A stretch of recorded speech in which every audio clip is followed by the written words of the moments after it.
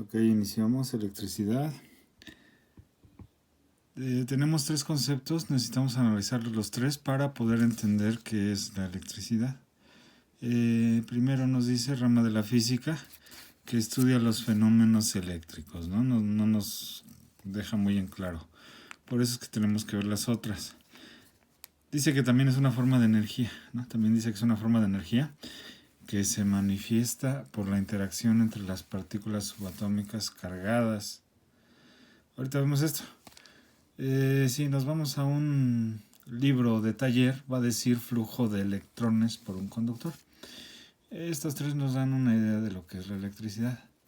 Sí, sus aplicaciones, bueno, pues imagínate tu casa sin electricidad. Imagínate las actividades industriales sin electricidad, ¿no? Es inimaginable. Las actividades urbanas del ser humano, ¿no? Como la iluminación, por ejemplo. Las tecnologías de la información y comunicación, todo esto es impensable sin la electricidad. Pero vamos a analizar específicamente electrostática, ¿no? Ya después ustedes me hablarán un poquito de la historia, los antecedentes, etcétera. Pero esto es para electrostática, que es el estudio de las cargas eléctricas en reposo.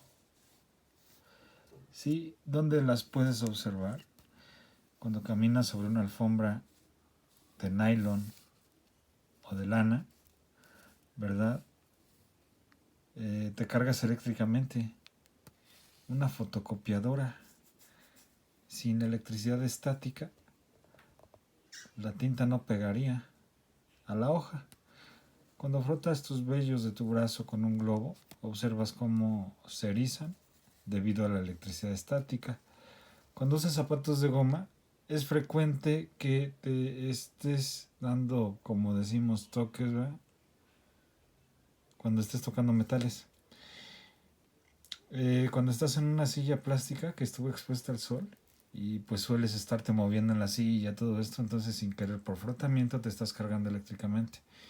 De manera que cuando llega uno de tus amigos y se saludan, ¿verdad? Se dan cuenta de los efectos de la electricidad de una manera no muy agradable. Sí, pero bueno, tenemos que hablar de este personaje, Charles Austin de Coulomb, si queremos entender la electrostática. Él nace en 1736 y muere en 1806, ¿verdad? Ya estaba en pleno la revolución industrial. Él era francés, ingeniero y científico, ¿verdad? Ahonda en los estudios de la ingeniería civil, específicamente en el estudio de suelos. También hace estudios en ergonomía, ¿verdad? Que la ergonomía no es otra cosa más que la adaptación de tu lugar de trabajo, ¿sí? Para que estés cómodo, para que no te canses, para que no te duela la columna, para que no se te canse la vista. Todo esto estudia la ergonomía, ¿sí? Bueno, y pues nosotros queremos saber qué aporta Coulomb específicamente en la rama de la electricidad. Mediante un experimento conocido como la balanza de torsión, Coulomb demuestra y mide el comportamiento de las cargas eléctricas, dando así a la electricidad carácter no solo de ciencia natural, sino de ciencia exacta. ¿Qué significa esto? Pues que muy bonito, ¿no? Hasta ese entonces la electricidad se hace es una ciencia natural, pero no se medía nada, no se podía medir, no se sabía medir más bien. Llega Coulomb y mediante su experimento de balanza de torsión demuestra que sí se puede medir, no solo es una ciencia natural, se trata de una ciencia exacta. Te recomiendo este video para que veas el experimento de la balanza de torsión. Está en italiano, pero está subtitulado al español. Ya estábamos hablando de cargas eléctricas, pero ¿qué es una carga eléctrica? Un átomo puede ganar electrones. Ya vimos que hay tres maneras. Bueno, ya lo viste tú. Frotamiento, contacto o inducción. Y de esta forma quedar cargado negativamente o puede perderlos y obviamente quedaría cargado positivamente. ¿Sí? Aquí tenemos un detalle. Obviamente de lo que estamos hablando, la carga eléctrica, pues tú vas a decir, ¿debería ser sus unidades? Pues la carga del electrón no lo es. La carga eléctrica se mide en una C mayúscula, que significa, obviamente, Coulomb, ¿sí?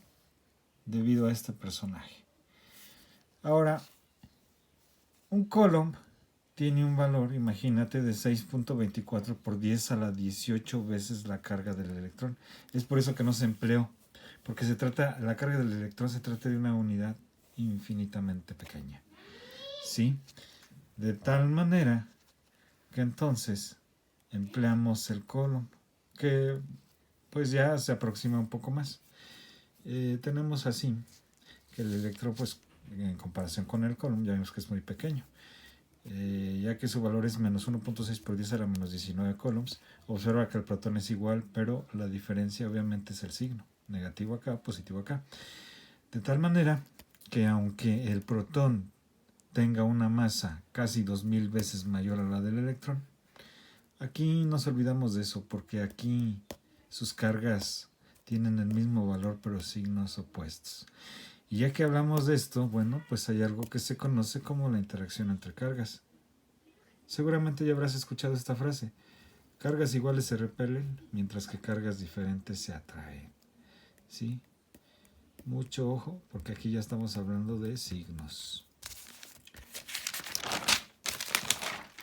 Es así como llegamos a la ley de Coulomb que anuncia este personaje, mediante la cual nos dice que el valor de la fuerza de atracción o repulsión entre dos cargas puntuales es inversamente proporcional al cuadrado de la distancia que las separa. No sé ustedes, pero a mí ya desde ahí me suena mucho a la ley de gravitación universal de Newton. Incluso cuando observo la ecuación de la ley de Coulomb, me doy cuenta que se parece un chorro. ¿Sí? Se parece un chorro a la ley de gravitación universal. De tal manera que vas a decir, pues qué pirata Coulomb. No, no es eso. Lo que podemos concluir aquí es que más bien Coulomb se da cuenta que las cargas eléctricas se comportan muy parecido a los astros en el espacio. Es decir, encuentra que el microcosmos se comporta de una forma muy parecida al macrocosmos, ¿verdad?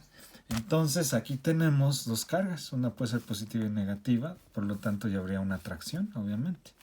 Sí, tenemos la carga primera Q1, la segunda Q2, Q deben ser minúsculas, R es la distancia que separa las cargas. Entonces tenemos aquí la interacción de estas variables en esta ecuación, donde debemos incluir también una constante. Acuérdate que como en la ley de gravitación universal de Newton estaba la constante de gravitación universal, bueno, pues aquí tenemos la constante de proporcionalidad de la ley de Coulomb, cuyo valor es 9 por 10 a la 9 newton metro cuadrado sobre Coulomb cuadrado. Tenemos también aquí a Q1 y a Q2. ¿Quiénes son? Bueno, ya vimos que son las cargas puntuales. ¿Sí? Estas de acá. Y están medidas, ya lo habíamos dicho antes, en coulombs. Y tenemos a R. ¿Quién es R? Aquí está. Pues R, ya dijimos que es la distancia que separa a estas cargas y está medida en metros. Vamos a ver qué pasa aquí con las unidades. ¿Sí? Tengo la constante K cuyas unidades son estas, las pongo acá. Tengo a Q1 y Q2, ambas medidas en coulombs, aquí las pongo sus unidades, entre distancia al cuadrado, la distancia en metros elevada al cuadrado. ¿Sí? De inmediato vámonos al numerador donde puedo multiplicar Coulomb por Coulomb y obtener Coulomb cuadrado, que se va a cancelar con el Coulomb cuadrado de acá. Y ahora ya nada más aplicamos una división de fracciones, ¿sí? Donde vamos a poder cancelar metro cuadrado de aquí con metro cuadrado de acá y obtener newtons. Entonces, aquí está, fuerza de atracción o repulsión medida en newtons. El Coulomb es una unidad muy grande. Qué caray, pues si el electrón era muy pequeño, ahora resulta que el Coulomb es muy grande. O sea, no le atinamos, pues. Pero pues vamos a utilizar submúltiplos, ¿verdad? Para poder trabajar. Es así como tenemos esta tablita aquí. Fíjate bien, tenemos la unidad M minúscula C mayúscula. ¿Qué significa? Milicoulomb. Es un prefijo, mil es un prefijo, ¿sí? Un milicoulomb, su valor es 1 por 10 a la menos 3 coulombs. Nunca vas a encontrar un problema en coulombs. Acuérdate que el coulomb es una unidad muy grande, por eso se utilizan prefijos, ¿sí? Submúltiplos. Entonces, siempre los problemas van a ser o en milicoulombs o en microcoulombs, que está acá. Observa, aquí tenemos la letra mu. Microcoulomb, que es 1 por 10 a la menos 6 coulombs. O también puede ser en n minúscula c mayúscula, que es nanocoulomb, que sería 1 por 10 a la menos 9 coulombs. Siempre vas a tener que convertirte, en cuidado. Por ejemplo, si en el problema dice 7 microcoulombs, entonces es 7 por 10 a la menos 6 coulombs. Sí, 7 microcoulombs. Si en el problema dice menos 8 n minúscula c mayúscula, le hace menos 8 nanocoulombs, es decir, menos 8 por 10 a la menos 9 coulombs. Ojo con eso. Vámonos rápido con algo que se llama permitividad relativa, epsilon, subíndice R, ¿sí? La E minúscula del alfabeto griego se llama epsilon. Si entre las cargas existe un medio aislante, ¿qué significa esto? Mira, la ley de Coulomb aplica en el vacío, cuando las cargas están en el vacío. Pero resulta que no siempre están en el vacío. A veces va a haber un medio aislante. ¿Cuál puede ser ese medio aislante? Pues puede ser desde líquidos como el agua, como la glicerina, como un aceite, como la gasolina. ¿Sí? Pueden ser gases como el aire. Puede ser sólidos como una mica, como un vidrio. Ahorita vemos eso. Bueno, pero dice que si entre dos cargas existe un medio aislante, obviamente la fuerza eléctrica disminuye. A este fenómeno se le conoce como permitividad relativa, por lo que la fuerza en el medio se calcula con esta ecuación. F', que es la fuerza en el medio aislante, acuérdate, es igual a F mayúscula también, pero sin la prima, que dice fuerza calculada en el vacío. Esta fue la que calculaste mediante la ley de Coulomb, y en el denominador permitividad relativa, que es epsilon subíndice R, aquí está. No tiene unidades, entonces no hay problema aquí ya con las unidades, pues Newton, y esto sin unidades. Te comento que hay permitividad relativa para algunos medios. Aquí hay una tablita que te va a ayudar para resolver tus problemas. Sí, por ejemplo, mira, el medio aislante en el vacío se considera la permitividad relativa como 1. Observa que en el aire es muy parecida. ¿Sí? Se acerca muchísimo. Entonces, para fines prácticos se consideran como si fueran iguales. Pero si te fijas, ya con la gasolina aumenta. ¿Sí? Aceites, obviamente se toman promedio, pues los aceites, pues hay mucho tipo de aceites, ¿no? Y va aumentando. Ya con los sólidos, fíjate acá, por ejemplo, el vidrio es mayor la permitividad. ¿Qué significa? Pues que aísla más. La mica todavía más. La glicerina, fíjate, es líquida, pero aísla bastante. ¿Sí? Tiene una permitividad relativa altísima. Observa también cómo el agua tiene una permitividad relativa en comparación con los demás, es la más alta. Van a decir, oiga, profe, pero no que el agua conducía electricidad. Depende. Si el agua no está ionizada, no tiene forma de conducir electricidad. Es decir, si no tiene minerales, ¿cómo? Pero si está ionizada, ¿sí? Si tiene minerales, mucho mineral, como por ejemplo muchas sales, ahí es cuando va a conducir electricidad.